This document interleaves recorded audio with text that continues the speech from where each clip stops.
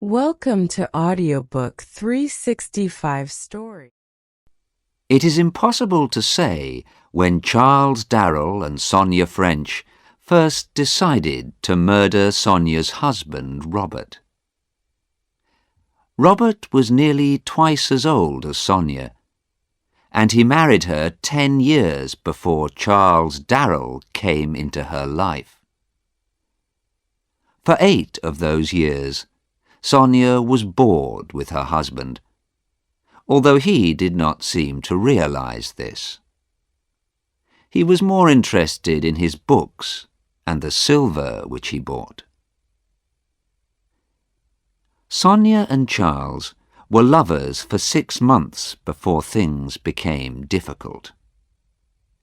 People were beginning to talk, and it could not be long before Robert found out about them. "Robert will never give me a divorce," thought Sonia, "and Charles and I have no money of our own." But Sonia knew that Robert's silver alone was worth enough money to make life very comfortable for her and Charles. By a strange accident, it was a policeman who gave them the idea for their murder plan. The inspector made a surprise visit to the French's house one evening. Charles was also there. He often came in for a drink. "There have been several burglaries near here," the inspector told Robert, "and we haven't caught the burglar. We know who he is, and it can't be long before we catch him, but we're very worried. He carries a gun, and we're almost sure he has killed a man. Now, this house is in a very lonely place. Mr. Darrell is your only neighbour. You also have a lot of valuable silver." "What are you trying to say?" asked Robert. "I'm saying that it's sensible to be careful," said the inspector. "Very careful. Why not put your silver in the bank until the burglar is caught?" "I don't want to do that," said Robert. The inspector tried not to sound angry. "Well, I have warned you, sir," he said. "Please remember that." The inspector left, and Charles said, "The inspector didn't warn me. He knows I've nothing worth stealing. But if this gunman does visit me, he'll be sorry. I have a gun, and I won't think twice before using it." He was tall and strong, and Sonia thought he was very good-looking, and she did not try to hide her feelings. "I feel sorry for the burglar who tries to frighten you, Charles," she said. 3 nights later, Sonia was lying awake in her bed. Robert was asleep. It was 10 minutes to 2. Sonia was excited. 10 minutes before Charles enters the house, she thought. It was 10 long minutes.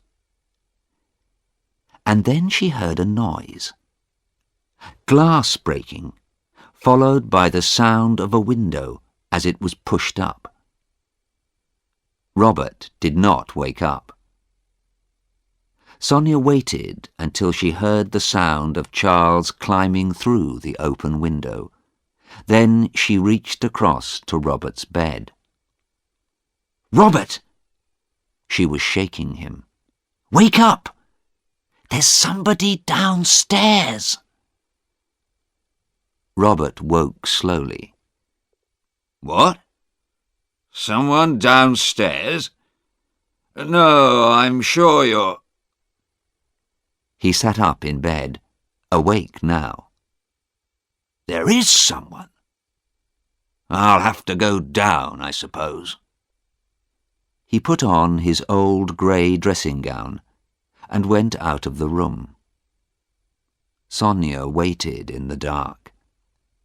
It seemed a very long wait, but it was less than half a minute. Then a thin line of light appeared under the bedroom door. Sonia heard her husband give a sudden cry. Then she heard a gun explode. Something or someone heavy fell to the floor. Then a door was banged open, and there was the sound of running feet outside the house. Sonia waited.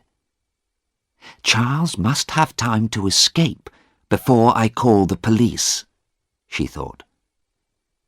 She put on her bedside light and got out of bed. Now it was all over, she felt strangely calm. She knew what she was going to say to the police.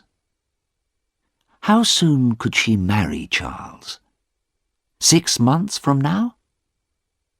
They could go to Venice for a holiday after they were married. She had always wanted to see Venice. Then the door opened, and Robert walked in.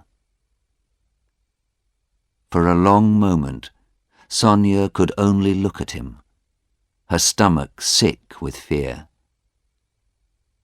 He looked back at her, silent, white-faced and untidy, but alive. What happened?" she said. "He got away," said Robert. "I'm afraid he's taken some of my best silver with him. I wish now I had listened to the inspector and sent it to the bank."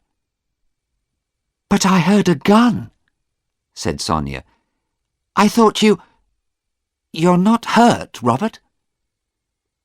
"No, Sonia, I'm not hurt," said Robert. "But I have some bad news. It's Charles. I think the dear, brave man was watching the house and followed the burglar in to try and help us. He's at the bottom of the stairs. I'm afraid there is nothing that we can do for him." Sonia fell forwards, her eyes closing, and Robert caught her. He carried her to the bed, then went downstairs. When he reached the bottom, he had to step over the body. He did this calmly, stepping around the blood on the carpet. But when he walked into the room where he kept his silver, he wanted to cry. All of the best pieces were gone. He closed the door and went into his study.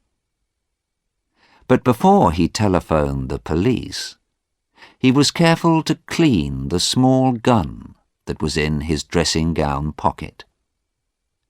Then he locked it inside his desk. He had taken care of the one problem in his usually very tidy life, and he wanted to make sure he would have no more trouble. As the inspector said, it was sensible to be careful.